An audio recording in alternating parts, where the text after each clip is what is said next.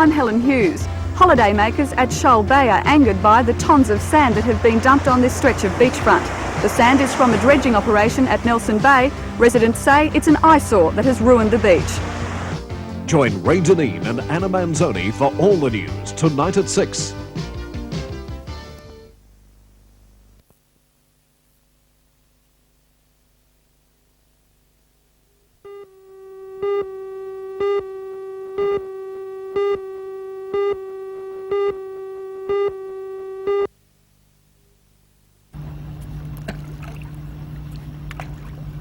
You could be forgiven for thinking that I'm miles from anywhere. In fact, I'm just a stone's throw away from the Singleton Central Business District in an area that's to become the Bicentennial Park. It's a plan that will provide not only a sporting and recreational playground for the community, but one which will unite the commercial centre with the new civic centre behind me. The Bicentennial Park project was chosen from 4 submitted to the Singleton Bicentenary Committee. It will occupy a 2-kilometre strip of land alongside the Hunter River, bounded by the Great Northern Railway line to the south and the Civic Centre to the east. Major features of the park will include a cycleway, an adventure trail, a sandy beach and extensive sporting fields completing the present Rose Point Park facility. A major tree planting project will result in a rainforest reconstruction and a dry sclerophyll forest. Local schools and service clubs will play a major role in establishing these thematic plantings, as they are called. However, future maintenance will be largely left to a sophisticated irrigation and water reticulation system on which work has already begun. The focal point of the project is a massive sundial donated by the CSR company. This will be located at the corner of Ryan Avenue and Gowrie Street at the entrance to the park. The sundial, when completed, will be the largest such timepiece in the Southern Hemisphere. I asked Jim Porteous, chairman of the Singleton Bicentenary Committee, the price tag for all of this. The total project would be around about $500,000. We received $200,000 from the Bicentennial Committee, so naturally we'll be looking at priorities. How are you going to make up the shortfall in funds to fund the whole project? Part of it will come, we hope, from donations within the community. Part of it will come from council already having expended money. And then part of it, we hope, in the future we may have to look at some special project.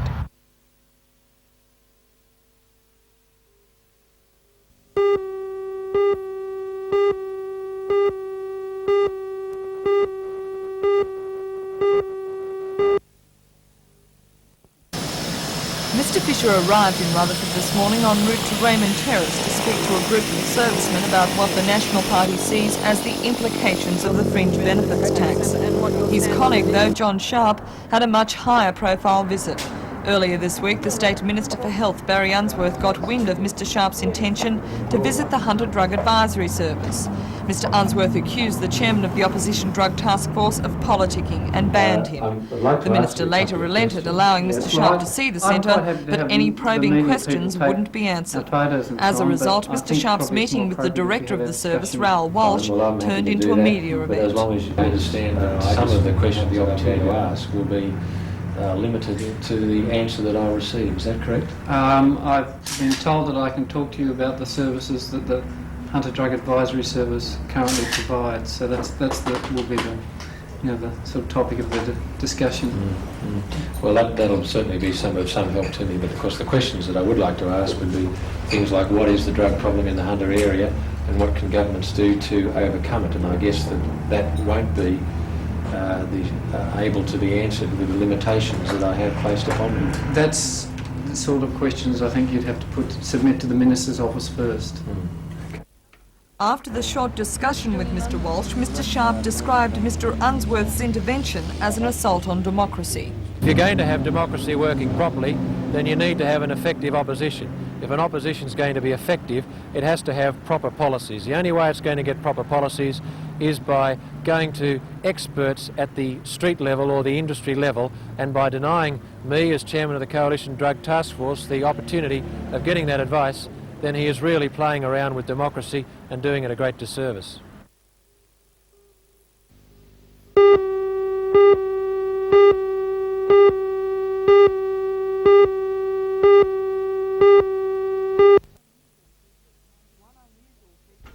One unusual feature of the 1986-87 residential rates is that there'll be a decrease in the fixed rating charge of 1.7%.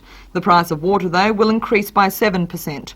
According to Mr McLaughlin, this will mean an increase for the average residential ratepayer of $9 a year. The minimum rate will increase from $150 to $160.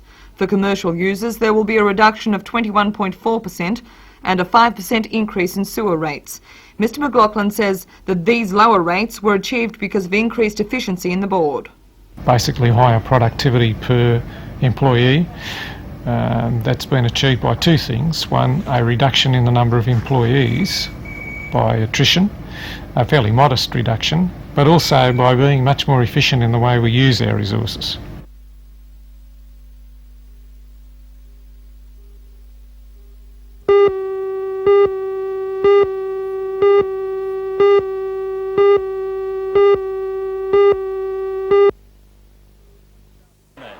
For the 20,000 or so fans that packed the ISC today, there was no end to the attractions.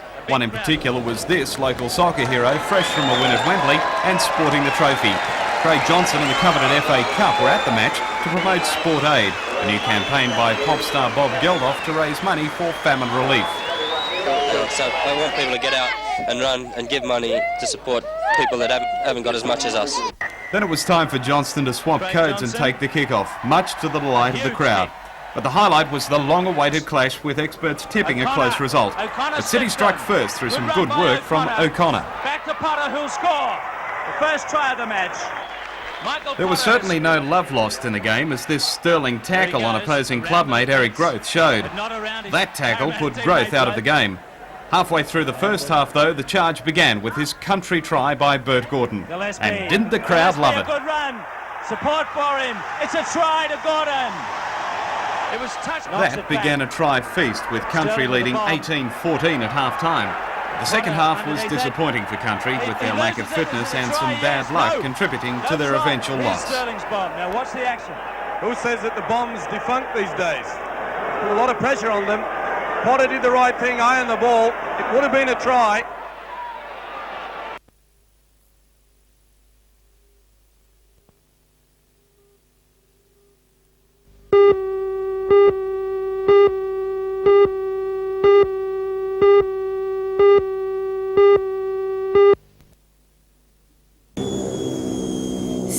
Delegates arrived from Canberra at the Williamtown Airport today to begin a 9-day study trip of the region. Representatives from 9 Commonwealth countries will carry out an intensive study of the area and its management of industrial changes, visiting our industries, power stations and steelworks. Dr Roger Sexton is study leader and believes that the trip will be worthwhile. I have certainly enjoyed the group dynamics from getting a range of different people together, from business, trade unions and government, and also a range of companies, and sharing our problems and views on various topical issues. I believe all the members of the group will certainly benefit, and they'll be taking back their experiences to their own countries and translating some of the solutions that we've derived in looking at these changes and translating those to their own countries. And I think the effects of having the group go around and talk to members of the community will also be very positive.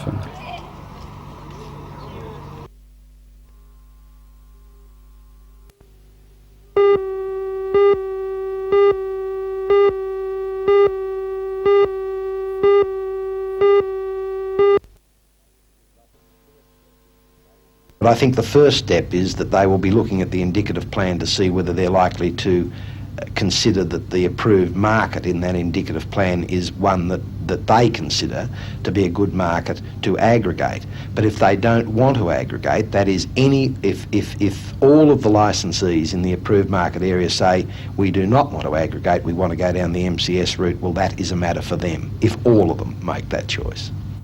However, because of the provision that a single station in an approved market can decide policy, Regional Television Australia accused Mr Duffy of proposing an Alice in Wonderland business environment. Mr Ken Stone, the Chief Executive of RTA, was also critical that all new services would be on more costly UHF. Mr Stone claimed the new plan now panders to capital city networks, once a point of argument between Mr Duffy and Prime Minister Hawke. I always favoured aggregation, but in a more progressed way, that is, moving to aggregation by multi-channel. There was some view around that you move more quickly to aggregation. This proposal came after further consultation with the industry, the one we're talking about now, and meetings of officials from the various departments, and it is, in fact, I think, a better plan than the plan that was put forward initially by me, and certainly a better plan than the one that was put forward by Mr Hawke. I think it is not so much a compromise between the position of the two of us, but it's a better proposal.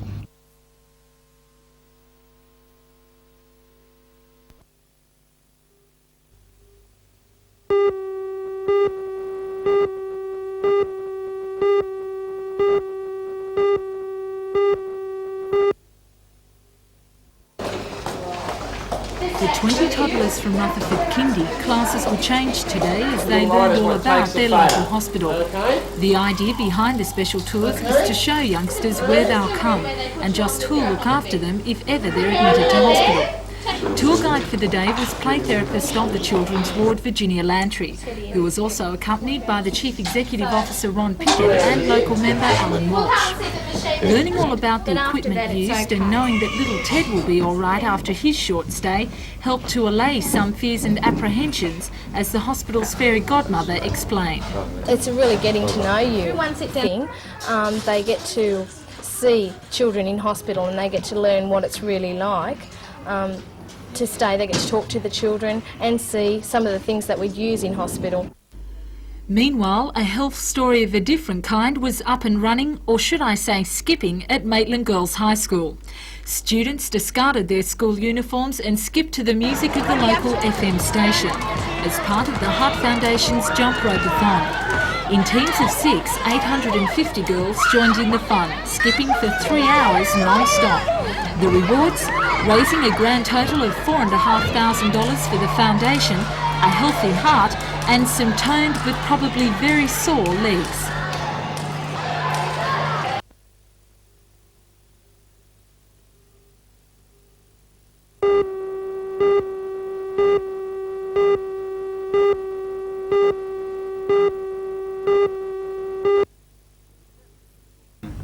The chairman of the Liberals Parliamentary Health Committee, Ron Phillips, visited Gosford, Wyong and Morisset hospitals today. Two questions arise out of that. Several wards Firstly, and told many of the nurses' grievances. After His main areas of visiting interest some were of the progress wards of the today implementation of the Richmond and talking report to and the screening staff, of patients for a AIDS severe and question infectious has to be diseases. raised as to the He says suitability it's a problem of because a the number nurses of those suspect patients many being patients have AIDS or returned other to infectious the community diseases, but they can't screen to find out understaffed the extent of the institution. problem. Now that to me is a totally unacceptable situation. It doesn't do the patients any good, and it certainly doesn't do the community any good, especially when under the Richmond report many of those patients are going to be returned back to the community. Now surely we have to have, as a matter of priority, a set of clear guidelines so that the staff at these institutions know exactly what they can do in terms of what patients they can test for AIDS, and then what are they going to do if they find a patient that is AIDS positive, how are they going to look after them? The local branch of the Nurses Association is similarly concerned about the problem, and like the Libs, they say a government policy for the screening should be drawn up. We have been trying for 9 months to get something positive done about it. When we started off, it was a simple request to test a few people here who we thought were high risk. It turned out, after researching it, that it was a much wider problem. In fact, we were told to take it up at a state level because it involved all of the fifth schedule system.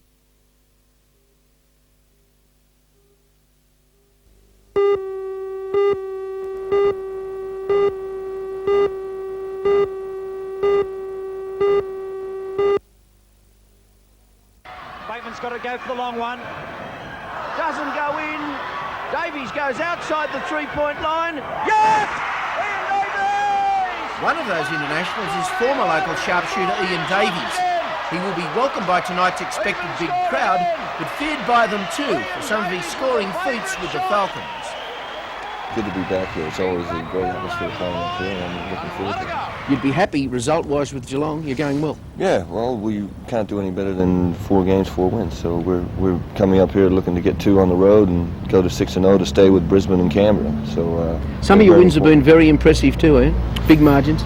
Yeah, with our most impressive one was probably over Illawarra as the first one, because they were a very tough team, and we played well to beat them. And the thing we've got a new team, just like Newcastle has a new team, but we think we've got the new players that we have mold together pretty good, because we have 3 players that are in the Australian team that have played together actually on the Australian team together, and you just throw in a couple of Americans that can play. And, that's right. It helps. And you've got one that we're going to take great interest in seeing tonight, Dane Suttle, and apparently he's not too subtle with his scoring. He really bangs them in quite pronounced. He is a very good shooter. He is the only player over here that's played legitimately in the professional ranks in the States. He played 1 year over there, and you'll see tonight why.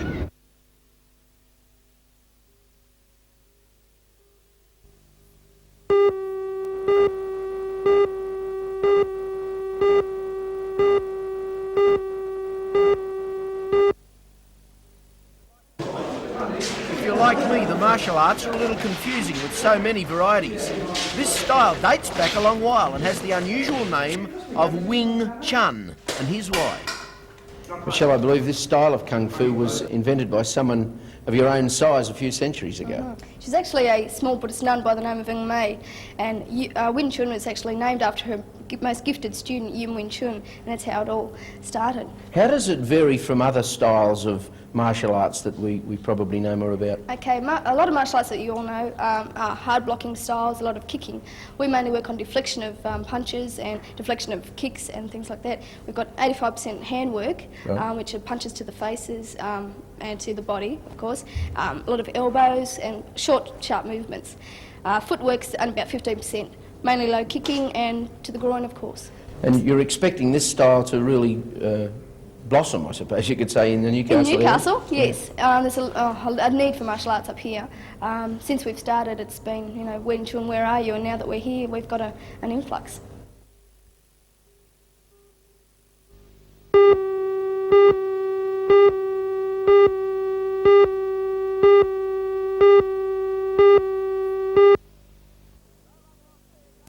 No love lost there. Davies, of Going course, into 4 last years night's with match, the Falcons, Geelong Cats were unbeaten, and I was disappointed to hear the local fans Terry Charlton give him a bit of a boo tonight. But right from the start, it was obvious that the Sportsmanship at all. He Falcons, gave 4 years for Newcastle, great service, against and Sydney gave City the last fans a lot of weekend, enjoyment. were about to As go Jim back to the losers' Moran ranks puts the first without a one down. fight. Broken The nose locals guard and piled all. on the pressure and the 2-0 points in the Falcons first quarter, lead. largely This is through that Mike man Johnson Suttle. and We'll Wayne watch for him, the McDaniel, number 10 in the with Navy Ricky Simpson Blues. playing the Cats Down by on the shot boards Dane goes Suttle Brad out Dalton, of the the number game. 14. At the first Upended change, by the the defence. Falcons It's had a going to be handy tough, this. The 12-point Falcons lead. see, that was the But the ruling. Cats came back in the second quarter, and early in the third they took the lead. In the remainder of the third and final quarters, the Falcons fought back and put the result beyond doubt with their best performance of the season. Wayne McDaniel was clearly the man of the match, scoring 41 points and securing a very impressive 15 rebounds. The final score read Falcons 152 to the Cats 126. Next weekend, the Falcons play the Adelaide 36ers at Broadmeadow.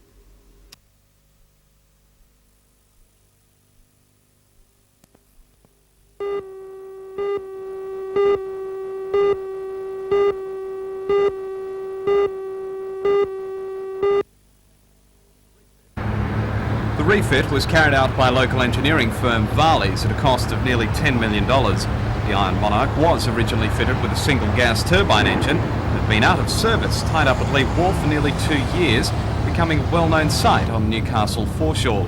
BHP decided to refit the vessel with twin V12 diesel engines to make it more viable. Work began on the ship last August. Varley's have also fitted a new stowage system using magnets to move the 30-ton steel billets into the hold. BHP is planning to use the Monarch between Port Kembla and Western Port in Victoria to carry steel. Despite the recent drop in world oil prices, Varley's say the new twin diesels, which generate 4,000 kilowatts of power, will be far more economical than the old gas turbine. Another ship, the Union Rotoiti, will be berthing in the floating dock for a week-long engine check, while the Iron Monarch will undergo its sea trials in the next 4 weeks before going into service.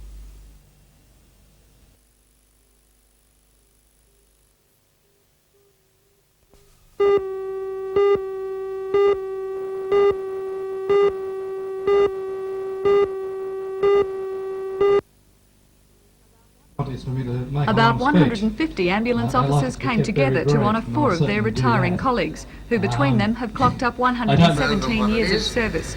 Alec Brannan, Jim Anderson, Vince Chalkley and Terry Byron have all worked at bases throughout the Newcastle and Hunter region. For Terry Byron, the retiring station officer from Belmont Ambulance Base, it was a time to remember the sad moments of the job delivering and the what child. he What were the considers the happiest circumstances? occasion, delivering a child. Oh, well, the first one up was panic, really panic. After that, it was great. You know, you got the bubs out, the head crown, you got the shoulders, you got the rest of the bub out, and it started to cry, and you thought, oh my God, Father, thank God for that. Absolutely beautiful. Terry also praised his the fellow ambulance mother officers, saying their support helped that, make the job had the that much baby. easier. The guys that I've worked with, I can't praise them enough. The way that they've looked after us and the comradeship and the friendship that we've had has been really terrific. The 4 men's dedication to the job was formally recognised by the ambulance service. Each was presented with a plaque in recognition of their years of service.